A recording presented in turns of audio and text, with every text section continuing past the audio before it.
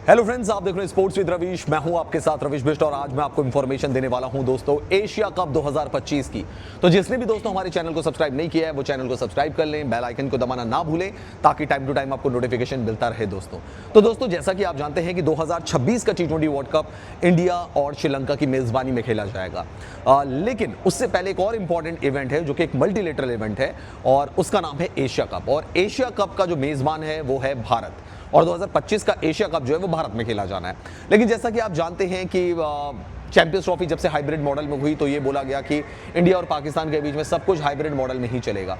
तो 2025 का जो एशिया कप है वो बताया जा रहा है दोस्तों कि सितंबर के फर्स्ट वीक से फोर्थ वीक तक चलेगा। 2025 के एशिया कप की मैं बात कर रहा हूं और इसका जो फॉर्मेट होगा वो होगा T20 का फॉर्मेट। T20 का फॉर्मेट इसलिए होगा क्योंकि आईसीसी का जो भी इवेंट आता है उसके अकॉर्डिंग एशिया कप का फॉर्मेट भी चेंज हो जाता है।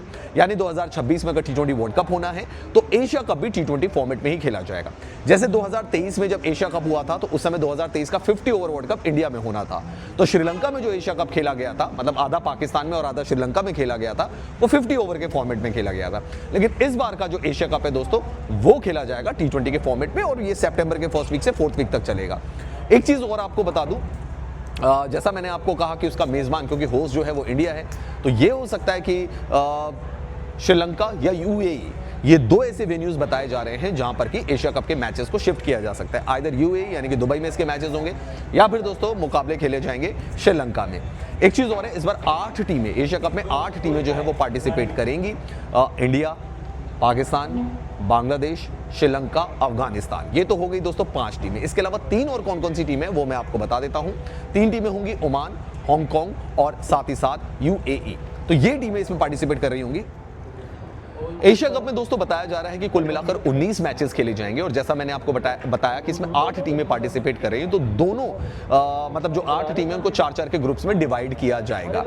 ऑफ कोर्स जैसा कि आप जानते हैं कि चाहे एशिया कप हो चाहे आईसीसी का कोई टूर्नामेंट हो, इंडिया और पाकिस्तान एक ही ग्रुप में होते हैं। तो इस बार भी लोग ये अटकलें लगा रहे हैं कि क्या इस बार भी मतलब 3 मैचेस हो सकते हैं इंडिया और पाकिस्तान के, अगर लीग मुकाबलों को भी जोड़ लिया जाए और एक फाइनल में भी अगर इंडिया पाकिस्तान पहुंच जाए तो 3 मुकाबले हो सकते हैं। बट उम्मीदें हर बार की जाती है, ऐसा होता नहीं है। तो जैसा मैंने आपको कहा कि 8 टीमें पार्टिसिपेट करेंगी, इंडिया, पाकिस्तान, बांग्लादेश, श्रीलंका, अफगानिस्तान और उसके अलावा यूएई, ओमान की टीम और हांगकांग की टीम भी पार्टिसिपेट कर रही होगी। तो 8 टीमों को 4-4 के ग्रुप में डाल दिया जाएगा। 19 टोटल मुकाबले होंगे। वेन्यूज को लेकर अभी तक क्या वेन्यू जो होगा, मतलब इसका जो मेन वेन्यू होगा उसको लेकर अभी क्लैरिटी नहीं आई है। होपफुली वो क्लैरिटी भी जल्दी आ जाएगी कि आइदर मैचेस श्रीलंका में हो रहे होंगे या यूएई में हो रहे होंगे। इसके बारे में कुछ फैसला जो है जल्द लिया जाएगा। तो सितंबर में होना है दोस्तों ये इवेंट।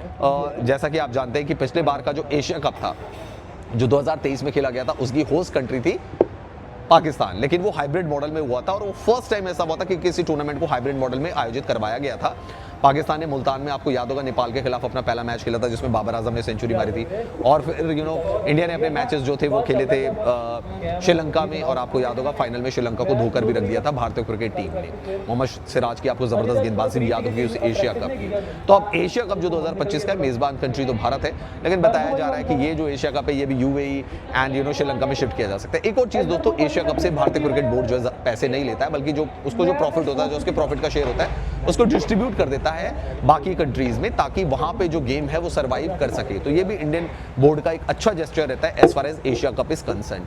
तो इंडिया पाकिस्तान का मैच जो आपने देखा था दुबई में चैंपियंस ट्रॉफी में, उसके बाद अब इंडिया और पाकिस्तान की जो भिड़ंत होगी दोस्तों वो सितंबर में होगी एशिया कप में। तो दोस्तों ये थी एशिया कप से रिलेटेड इंफॉर्मेशन जो मुझे आपको बतानी थी। बाकी आपका क्या कहना है कमेंट सेक्शन पर जाकर कमेंट जरूर करें।